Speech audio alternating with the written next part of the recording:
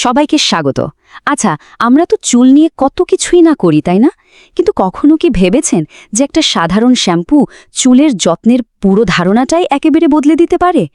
আজকে আমরা ঠিক এমনই একটি পণ্যের উপস্থাপনা নিয়ে কথা বলবো।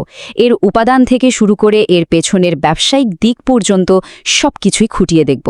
চলুন শুরু করা যাক। আর এই প্রশ্নটা দিয়েই আজকের আলোচনা শুরু।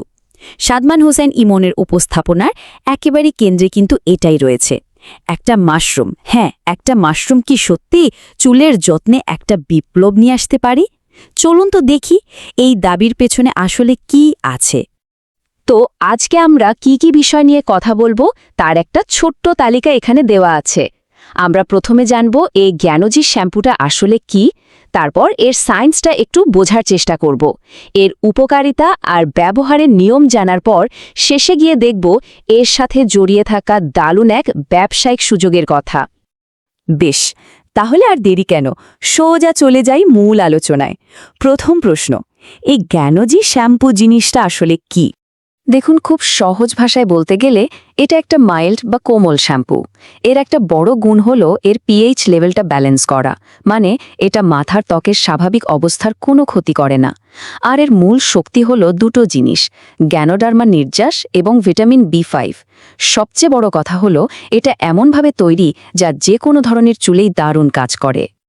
কিন্তু শুধু মুখের কথাই তো হবে না, তাই না? এর পেছনের বিজ্ঞানটা কি? মানে ঠিক কোন উপাদানগুলো এই শ্যাম্পুটাকে এতটা কাজের করে তুলেছে? চলুন এবার বোতলের ভেতরে একটু উকি দেওয়া যাক। আর এই হলো আমাদের আজকের আলোচনার আসল তারকা, গ্যানোডার্মা লুসিডাম। এটাকে আবার রেইশি মাশরুমও বলা হয়।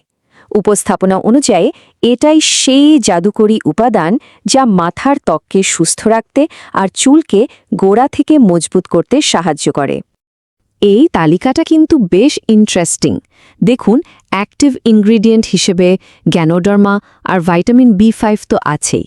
এর সাথে চুল পরিষ্কার করার জন্য ক্লেনজিং এজেন্ট আর চুলকে নরম আর মসৃণ রাখার জন্য ময়েশ্চারাইজারও দেওয়া হয়েছে। সব মিলিয়ে একটা কমপ্লিট প্যাকেজ মনে হচ্ছে। তো উপাদানগুলো তো জানা গেল, কিন্তু আসল কথা হলো এটা ব্যবহার করলে ঠিক কি কি উপকার পাওয়া যাবে। চলুন এবার সেই প্রতিশ্রুতিগুলোর দিকে নজর দেয়া যাক। এই সংখ্যাটা দেখুন একবার, 400রও বেশি। ভাবা যায়, সূত্র বলছে গ্যানোডার্মার ভেতরে নাকি 400রও বেশি বায়ো অ্যাক্টিভ মানে জৈবিকভাবে সক্রিয় যৌগ আছে। আর এই শ্যাম্পুটার যত গুণকীর্তন করা হয় তার প্রায় সব কিছুর উৎসই নাকি এই অবিশ্বাস্য পরিমাণ যৌগগুলো। সংক্ষেপে বলতে গেলে এই হলো মূল সুবিধাগুলো। যেমন ধরুন, চুল পড়া কমানো, খুশকি আর চুলকানি নিয়ন্ত্রণে রাখা, চুলে একটা ন্যাচারাল শাইন আনা আর চুলের গোড়ায় পুষ্টি যোগান দেওয়া, মানে সুস্থ চুলের জন্য যা যা দরকার তার সবই নাকি এখানে আছে। একটা ভালো জিনিস থেকে সেরা ফল পেতে হলে কিন্তু সেটার সঠিক ব্যবহার জানা খুব জরুরি। এই উপস্থাপনাতেও কিন্তু বিভিন্ন প্রয়োজনের জন্য আলাদা আলাদা ব্যবহার বিধির কথা বলা হয়েছে। এখানে মূলত দুটো পদ্ধতির কথা বলা আছে। একটা হলো স্ক্যাল্প ট্রিটমেন্ট, যাদের খুশকি বা চুল পড়ার মতো বিশেষ সমস্যা আছে তাদের জন্য, আর অন্যটা হলো সাধারণ চুলের দৈনন্দিন যত্নের জন্য। খুবই সহজ, তাই না? এতক্ষণ তো আমরা একটা অসাধারণ পণ্য নিয়ে কথা বললাম, কিন্তু ঠিক এখানেই গল্পটা একটা দারুণ মোড় নেয়। কারণ এখন চুলের যত্নের আলোচনা থেকে আমরা সরাসরি চলে যাচ্ছি একটা বড়সড় ব্যবসায়িক সুযোগের দিকে। এই কথাটা কিন্তু খুব গুরুত্বপূর্ণ। এটা একদম পরিষ্কার করে দিচ্ছে যে আলোচনাটা এখন আর শুধু একটা শ্যাম্পুর মধ্যে সীমাবদ্ধ নেই, বরং এটা একটা গ্লোবাল বিজনেস অপরচুনিটির দিকে ইশারা করছে। বেশ অবাক করার মতো একটা মোড়, তাই না? আর এই আহ্বানের পেছনের মানুষটিকেও চিনে নেওয়া দরকার। ইনি হলেন সাদমান হোসাইন ইমন, ডিএক্সএনের একজন গ্লোবাল নেটওয়ার্কার এবং নিজে গ্রুপের প্রতিষ্ঠাতা।